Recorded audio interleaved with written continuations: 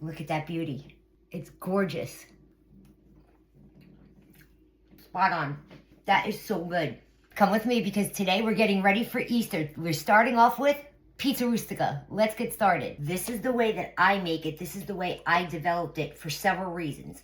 One is I feel like the traditional pizza rustica is just way too much. It's very thick, it's very dense, and it has pretty medium-sized cubes of meat in it, which I don't like. I developed this way because you still get the same flavors of the pizza rustica, except it's much easier to eat. I like to serve it on my spread on Easter morning, and I also like to serve it as an appetizer. A slice of this is absolutely perfect. Also, my mother has worsening respiratory issues, and eating and breathing at the same time has become very difficult for her, and she adores pizza rustica. So I developed this way so it's easier for her to chew and swallow and be able to breathe at the same time. What I did was I got all of my traditional meats and I asked them to slice it slightly thicker than what you would normally ask for in a prosciutto di Parma or a salami or something like that.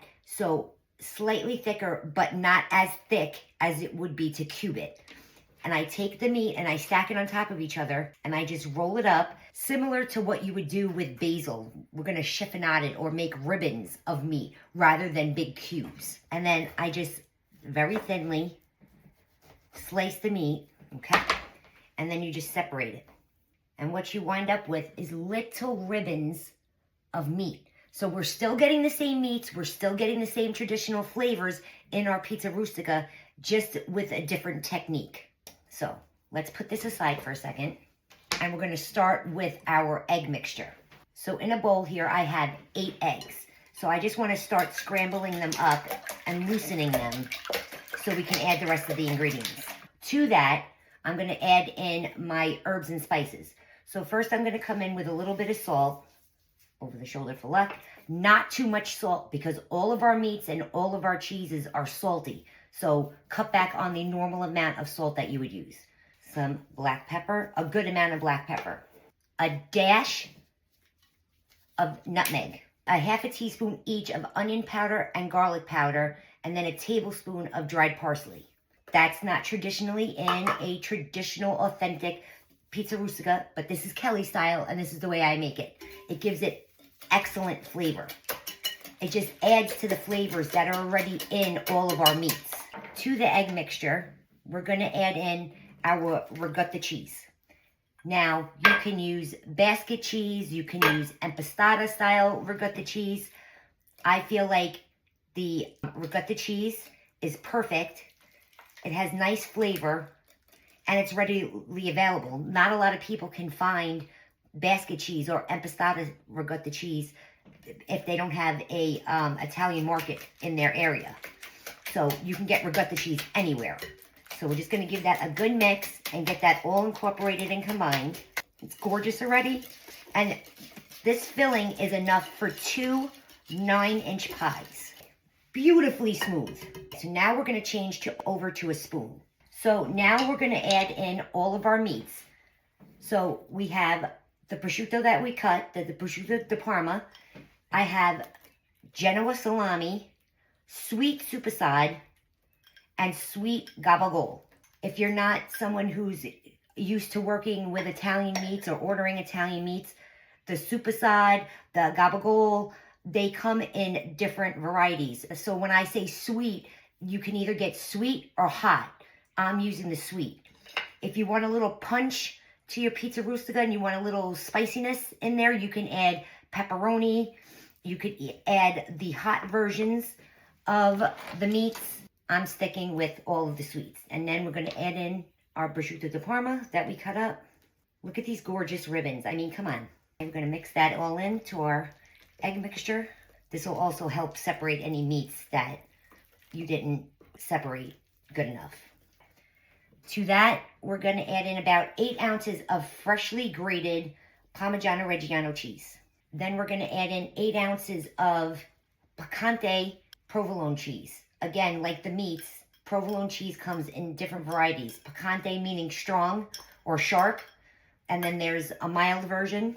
I like the sharp in this because it gives it that little tang that it needs. And it marries very well with the meats. So you get the salty, you get the creamy, and you get the sharp. Let's put this aside for 1 minute because we have one more thing to add. Fresh mozzarella cheese. So we're just gonna dice that up. Notice I'm cutting the end pieces off because those are for me. Treat for the chef.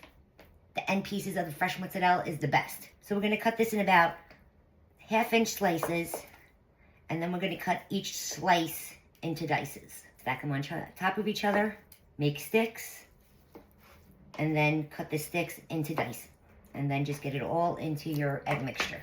So slices into sticks, and then your sticks into dices. How easy is this to put together? So many people are intimidated by this recipe, and I'm not sure why. That's why I'm here, to show you, not to be intimidated in the kitchen. This was so easy and quick to put together.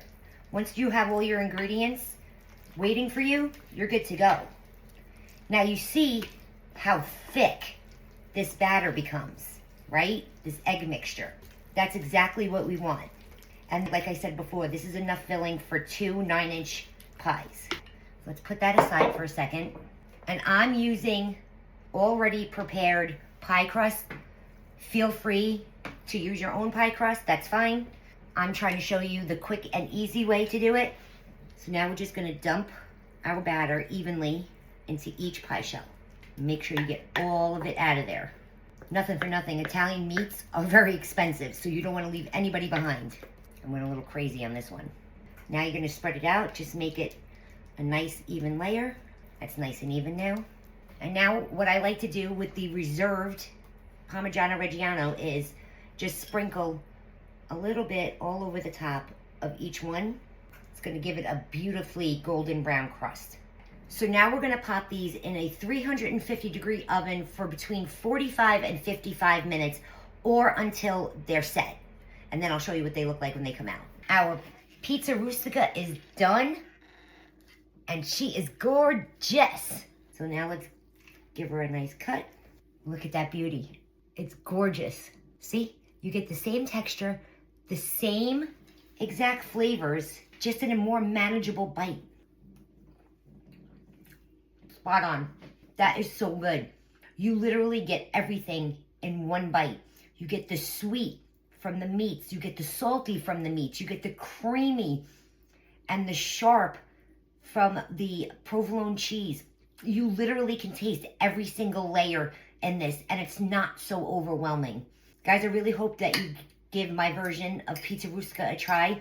If you want the recipe, just comment recipe in the comment section below and I'll be sure to send it to your DM. What a way to get started for Easter.